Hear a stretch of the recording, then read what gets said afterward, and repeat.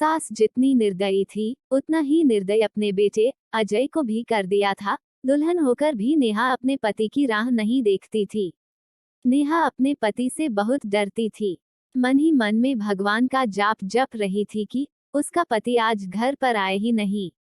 पर जब तक उसका पति घर पर ना आए तब तक उसे उसके सास खाना खाने नहीं देगी। निर्दयी सास ने रसोई घर को ताला लगा रखा था। नेहा की शादी अजय से 5 महीने पहले हुई थी।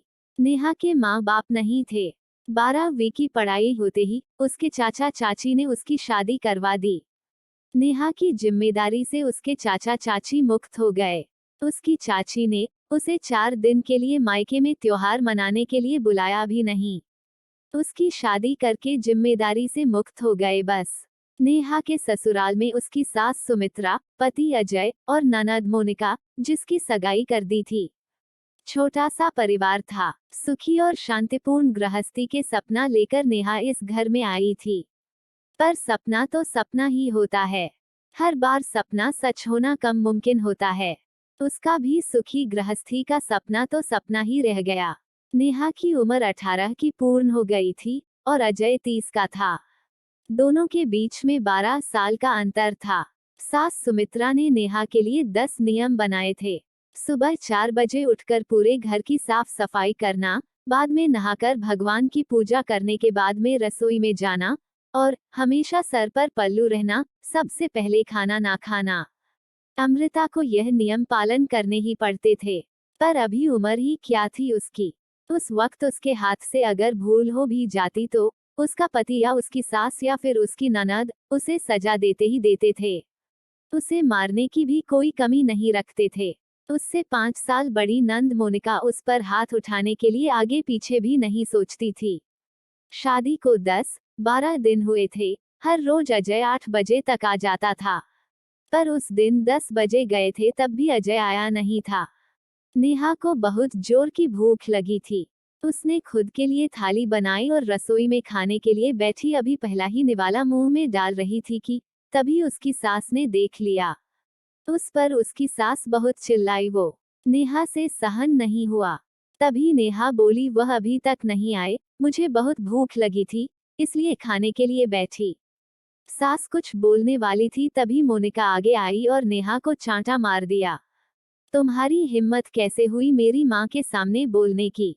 तुम्हारे घर में तुम्हें खाना नहीं मिलता था क्या? मेरा भाई तुम्हारा पति है, उसकी राह नहीं देख सकती क्या? अरे औरतें अपने पति के लिए क्या क्या नहीं करती है। उतने में सास बोली, रहने दे मोनिका, क्यों इसको संस्कार सिखा रही हो? माँ बाप तो रहे नहीं और चाचा चाची ने ऐसी लड़की हमारे पल्ले बांध दी। रहने दे, तू चल बाहर।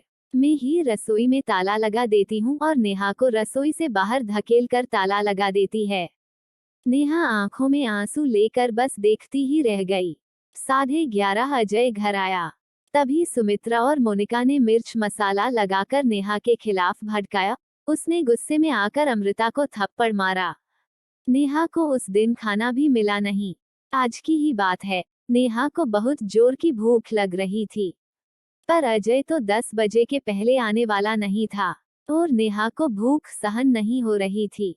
सास के रसोई घर को ताला लगाने से पहले नेहा ने जल्दी से रोटी अपने पल्लू में बांध कर रख ली। जब माँ बेटी का खाना होने के बाद उन्होंने नेहा को बाहर निकाल कर रसोई घर पर ताला लगा दिया और दोनों उनके रूम में आराम करने के लिए निकल गई। तभी नेहा ने पल्लू में बंधी हुई रोटी निकाली और रोटी वैसे ही बिना सब्जी के खाने लगी। रोटी खाते खाते उसके आंखों से आंसू बह रहे थे। उसका स्वाभिमान इस बात के लिए रजामंदी नहीं दे रहा था।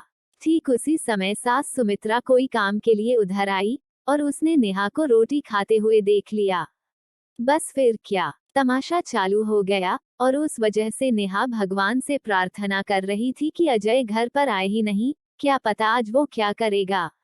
शादी के बाद इनके ही सामने खाना खाया था तब भी थप्पड़ मारा था, पर आज तो रोटी चुराकर खा रही थी। थोड़ी देर बाद अजय घर पर आया तो नेहा का दिल जोर जोर से धड़कने लगा। कुछ ही मिनटों बाद अचानक से अजय का जोर से आवाज आई, नेहा जल्दी बाहर आओ। नेहा डरकर थर-थर कांपते हुए बाहर आई। देखा तो सास उसकी तरफ देखकर गुर्रा रही थी। मोनिका भी मन ही मन में मुस्कुराकर देख रही थी और अजय उसकी आंखें गुस्से से लाल हो गई थी। जैसे ही नेहा अजय के सामने आई, उसने उसके बालों से पकड़कर उसे जोर से धकेल दिया। नेहा बहुत जोर से चिल्लाई, तेरी इतनी हिम्मत हुई कि तू अपने ही घर में चोरी करती है? रुक, तुझे तो मैं अभी दिखाता हूँ। बोलते बोलते अजय ने अपने कमर का बेल्ट निकाला और नेहा को मारने लगा। नेहा जोर जोर से रोते हुए, दर्द से चिल्लाते हुए उसकी माफी मांग रही थी, पर उसके पति को उसकी दया नहीं आई। नेहा को सहन नहीं हो रहा था, तभी उसने अजय को धक्का दिया और घर के बाहर भागने लगी। अरे पकड़ो उसे, बाहर कहाँ चली? सुमित्रा अजय को बोली। तभी अजय बोला, जाने दो माँ, भागकर कहाँ जाएगी, आएगी वापस घूम के यहीं पर। बाद में थोड़ी देर बाद नेहा घर में आई। उसे देखकर तीनों राक्षस जैसे हंसते हंसते उसके सामने खड़े हुए। आ गई वापस महारानी? क्या हुआ, मायके वालों ने घर में नहीं लिया? सुमित्रा ने उसे टोंट मारा। तभी अजय उसे बोला, जब तक तुम मेरे पैरों पर अपनी नाक नहीं रगड़ती, तब तक मैं तुम्हें घर के अंदर आने नहीं दूंगा। मुझे धक्का देकर चली गई थी ना?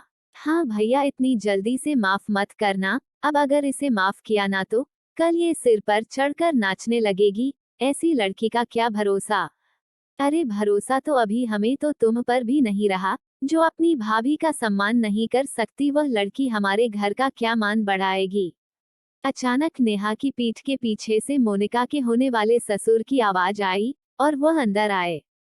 उन्हें देखते ही तीनों के चेहरे का रंग ही उड़ गया। अरे समधी जी, आप कब आए? सुमित्रा साड़ी ठीक करके माथे पर पल्लू लेकर बोलने लगी। उसी वक्त आया जिस वक्त आपकी बहू रास्ते से डरकर इधर से उधर भाग रही थी। अच्छा हुआ अभी से ही तुम्हारा असली चेहरा हमें दिख गया। हमारे घर की बर्बादी हो गई होती अगर ऐसी बहू हमारे घर आई होती तो। मोनिका के होने वाले ससुर उसकी तरफ हाथ दिखाकर बोले, नहीं नहीं, आपको कोई गलतफहमी हो गई है पापा। आप अंदर तो आइए, मैं आपको सब समझाती हूँ। मोनिका ऐसे बोली तो उसके ससुर बोले, कौन से पापा, किसके पापा? माफ करो, हमें अब आपके साथ कोई भी रिश्ता नहीं रखना, और जो आपको समझाना है ना, वो बाहर खड़े पुलिस को बताना।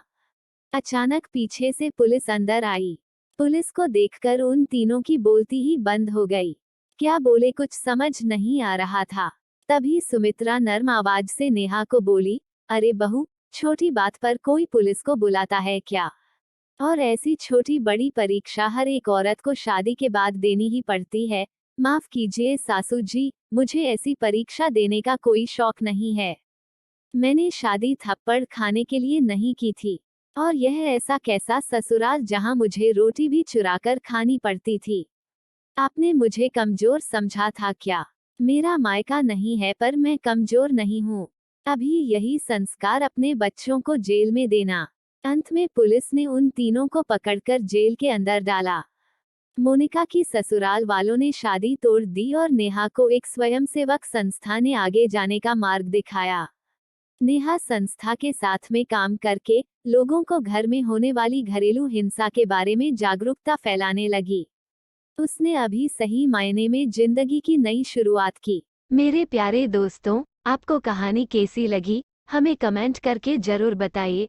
आपको कहानी अच्छी लगे तो लाइक कीजिए, शेयर कीजिए और चैनल को सब्सक्राइब करना ना भूले। कहानी सुनने के लिए धन्यवाद।